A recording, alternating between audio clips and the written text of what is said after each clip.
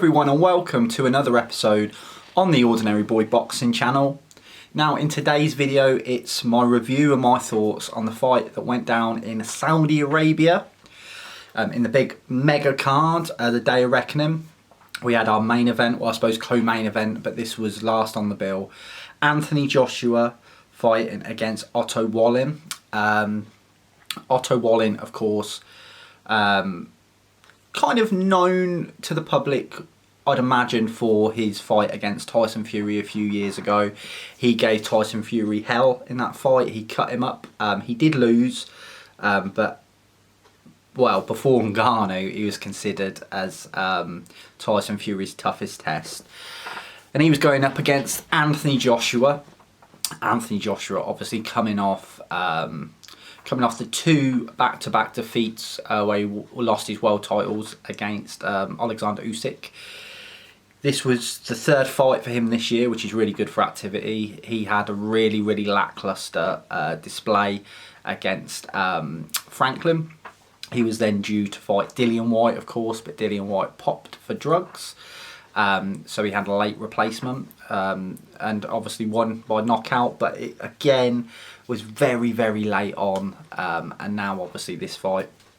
The big question was, would Joshua win? Because Otto Wallin did look good against Fury, quite an underrated heavyweight, quite skillful, a southpaw, so could give Joshua problems.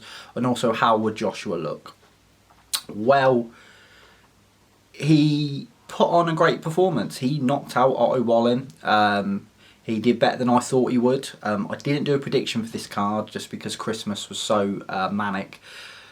But my prediction from memory was Joshua to win on points, but it to be a close decision. He knocked Wallin out, dominated him.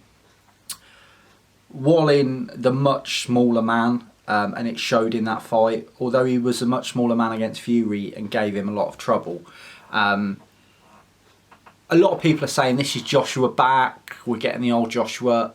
It'll do wonders for his confidence, and Wallin is a good win, but I'm not sure you can say Joshua's back based on one performance, because we don't know, was that the greatest Wallin we could have had, or was he having an off night? I don't want to take anything away from Joshua, but if we see that performance again, I'll be more inclined to say he's back to his old self.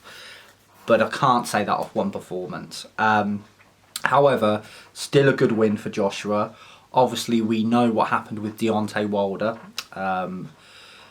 which has kind of changed the trajectory for Joshua in his next fight, because we all thought we were going to get Joshua and Wilder. But it looks like that's not going to happen now because of Wilder's loss to Joseph Parker.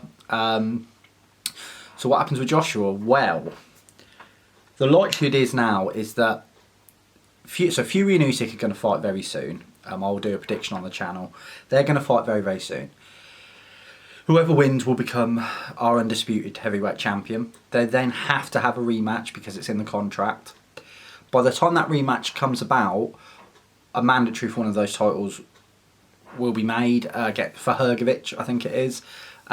They won't be able to fulfill that, so that title will be stripped from whoever wins, Usyk or Fury.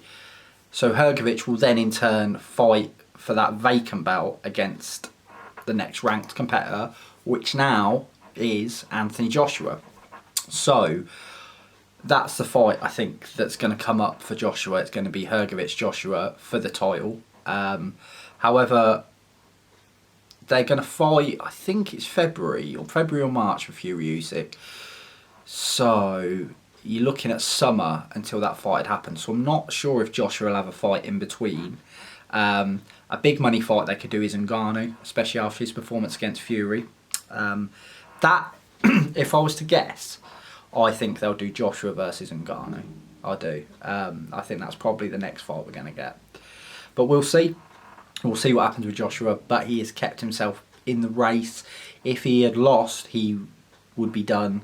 If he'd have had a bad performance or scraped a points victory, there'd have been a lot of questions. But he did what he needed to do that night. But as I said, I just want to see him fight again to see if if he is back to his old self, or if that just was a really poor Otto Wallin or a really poor matchup. We shall see. Do let me know in the comments below what you thought of the fight between Joshua Wallin. If you've enjoyed this video, then please give it a like, and most importantly, we're still on the road to 1,000 subscribers, so if you haven't already, then please click that subscribe button, and I shall see you all in the next video.